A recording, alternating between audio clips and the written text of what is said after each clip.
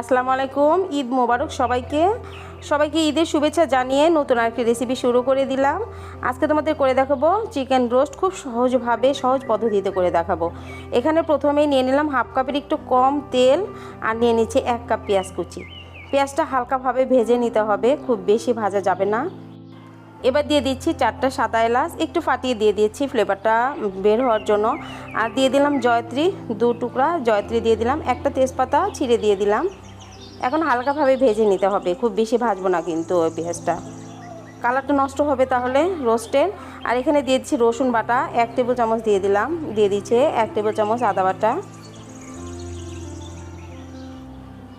পেঁয়াজের সাথে একটু ভেজে নিতে হবে, যেহেতু পেঁয়াজের এখানে পানি আছে, পেঁয়াজের সাথে একটু ভেজে নেব। দিয়ে দিচ্ছি কাঁচামরিচ, ঝালটা তোমাদের চয়েস মতো দিতে পারো, যেহেতু আমরা বেশিরভাগ রোস্ট রান্না করি বাচ্চাদের জন্য, বাচ্চারা আবার সাধারণত রোস্ট খেয়ে থাকে, একটু ঝাল তোমরা বুঝে দিবে সেই ক্ষেত্রে।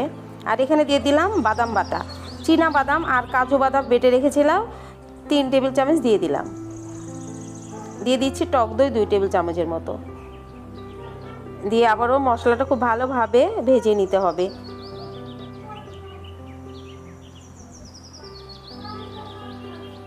দিয়ে দিচ্ছি হাফ চা চামচ কালো গোলমরিচের গুঁড়া, খুব সামান্য শুকনো মরিচের গুঁড়া দিয়ে দিলাম, একটু কালারের জন্য দিয়ে দিচ্ছি, এটা কিন্তু ঝালের জন্য না, ঝাল খুব একটা আসবে না, খুব সামান্য শুকনো মরিচের গুঁড়া দিয়েছি। এটা তোমরা ঝাল কমিয়ে বাড়িয়েও কিন্তু দিতে পারো। দিয়ে দিচ্ছি খুব সামান্য ভাজা জিরার গুঁড়া আর ধনিয়ার গুঁড়া দিয়ে দিলাম, একদম সামান্য দিয়ে দিয়েছি। বারবার কিন্তু মশলাটা নাড়তে হবে, মশলাটা কিন্তু পোড়া লাগানো যাবে না, তাহলে কিন্তু কালারটা নষ্ট হয়ে যাবে রোস্টের। দিয়ে দিচ্ছি টমেটো সস, এখানে 1 টেবিল চামচ টমেটো সস দিয়ে দিলাম।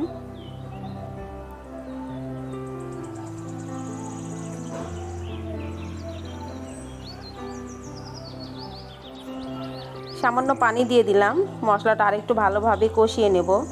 খুব সামান্য কিন্তু পানি দিয়েছি, খুব বেশি পানি দিইনি। এখানে দিয়ে দিলাম 1 টেবিল চামচের মতো গুঁড়া দুধ দিয়ে দিলাম, যাতে মানে গুঁড়া দুধ না দিতে চাইলে কিন্তু লিকুইড দুধটা এখানে দিয়ে দিতে পারো তোমরা। দিয়ে দিচ্ছি লবণ,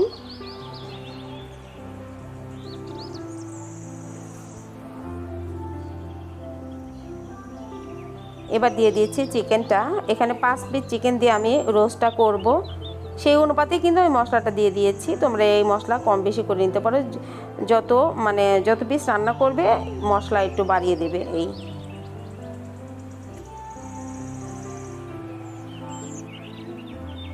মশলাটা ভালোভাবে মুরগির সাথে ভালোভাবে মিশিয়ে নিতে হবে, একদম গায়ে গায়ে যেন লেগে যায়।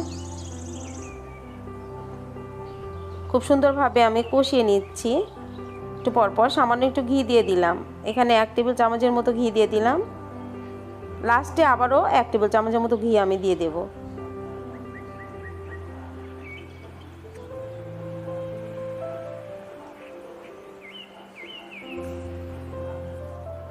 দিয়ে দিলাম গরম পানি, খুব সামান্য, খুব বেশি কিন্তু দেওয়া যাবে না, তাহলে আবার যেহেতু রোস্টের মুরগি সবসময় ছোটোই হয়, ছোটো মুরগি দিয়ে কিন্তু আমরা রোস্টটা করে থাকি, খুব বেশি পানি দিলে মাংসটা ছেড়ে যাবে, কিন্তু কম কম পানি দিতে হবে, এখানে গরম পানি দিতে হবে। গরম পানি দিয়ে এখন ঢেকে দিচ্ছি আমি, ঢেকে রান্না করব। এই তো প্রায় হয়ে গেছে।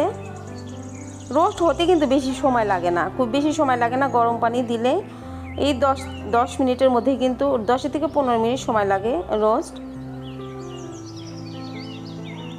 রোস্ট কিন্তু খুব বেশি জাল করা যাবে না, তাহলে কিন্তু আবার ছেড়ে যাবে মাংস। তো দিয়ে দিলাম বেরেস্তা, 2 টেবিল চামচের মতো বেরেস্তা দিয়ে দিলাম।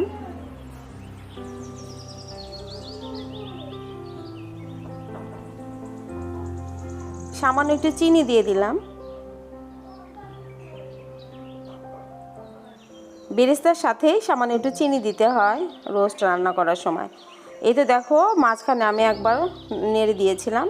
সামান্য একটু গরম মশলার গুঁড়ো দিয়ে দিচ্ছি, এটা গরম মশলা মানে রোস্টের মশলায় আমার চ্যানেলে একটা গরম মশলার গুঁড়ো রেসিপি আছে, শাহি গরম মশলা।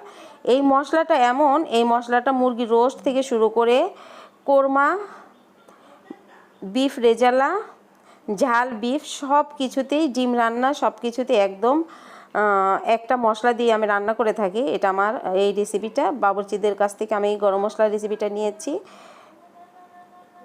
চাইলে তোমরা এই রেসিপিটা দেখে নিয়ে বাসায় করে রাখতে পারো, এই শাহি গরম মশলার রেসিপিটা। এই তো দেখো বেড়ে দেখাচ্ছি।